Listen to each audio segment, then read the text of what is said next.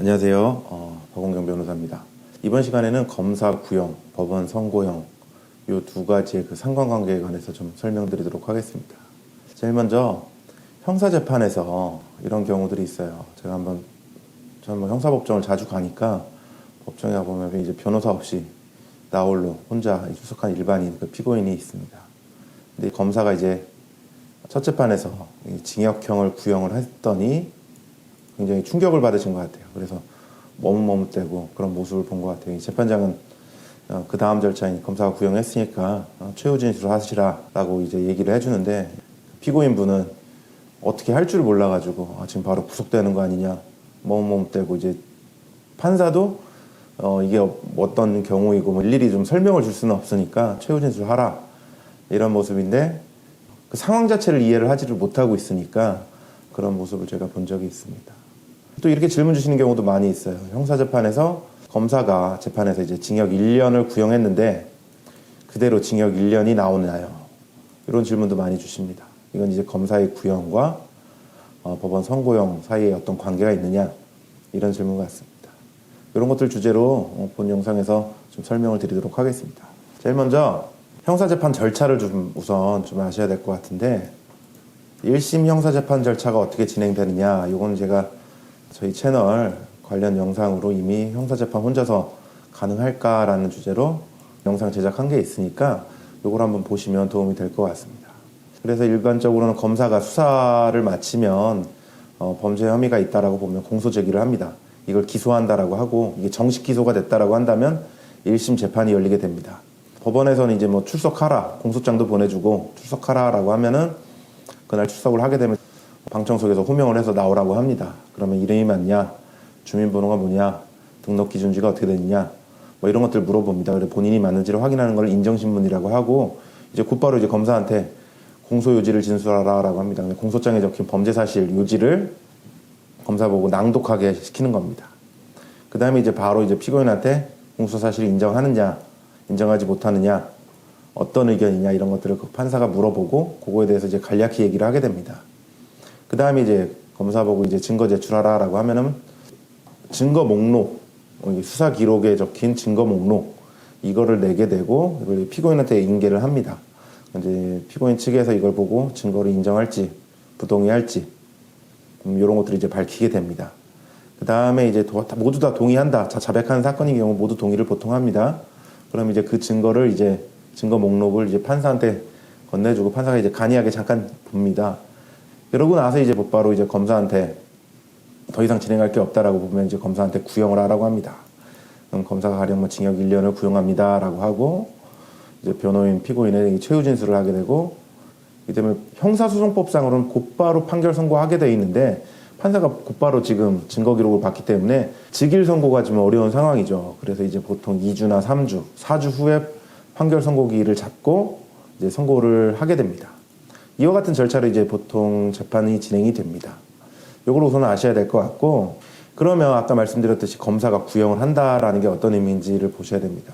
검사가 구형을 한다라는 것은 판사한테 이러이러한 형을 선고해 주십시오라는 요청이고 어떻게 보면 의견입니다. 그래서 법정 가시면 아마 이 부분이 좀 의문이실 수도 있는데 자기를 수사했던 검사랑 법정에 나온 검사가 좀 다를 수가 있어요.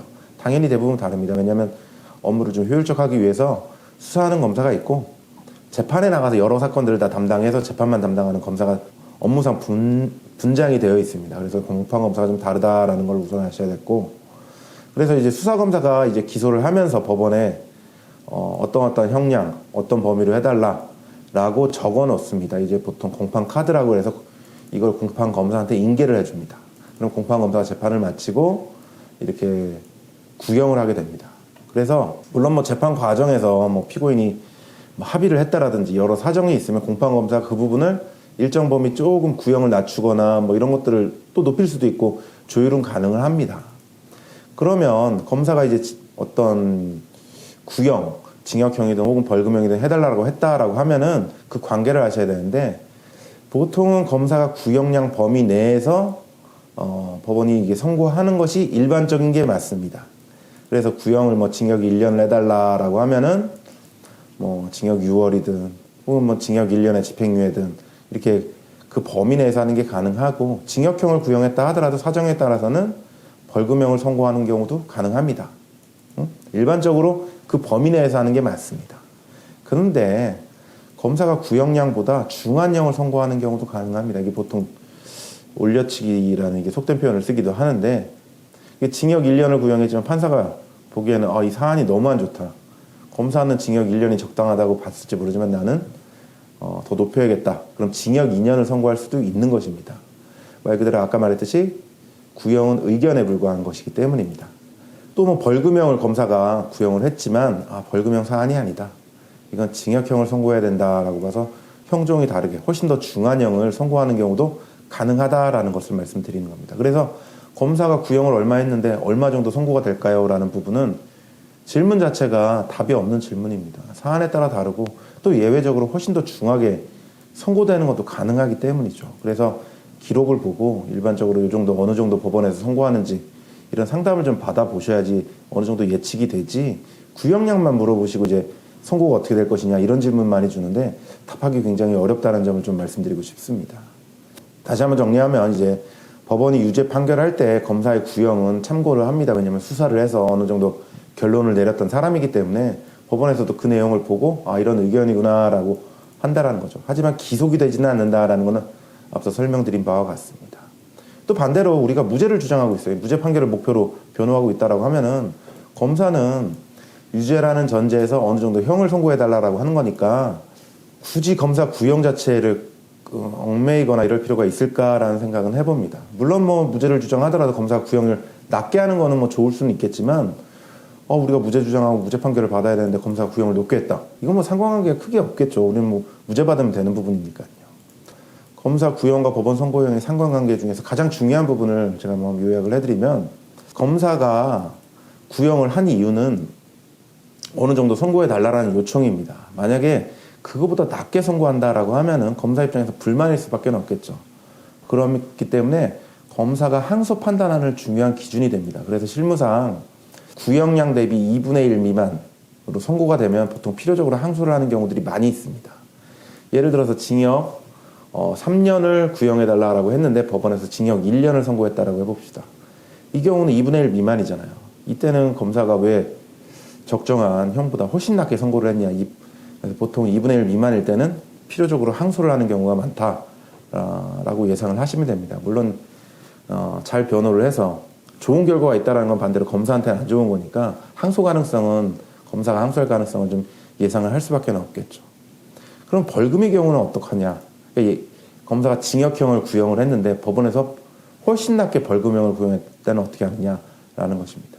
이게 환산을 합니다. 검사가 징역 6월을 구형했다라고 하면은 이제 벌금을 법원에서 500만 원을 선고했다라고 볼게요. 그럼 어떻게 되느냐? 징역 6월을 대략 벌금형으로 환산을 해봅니다.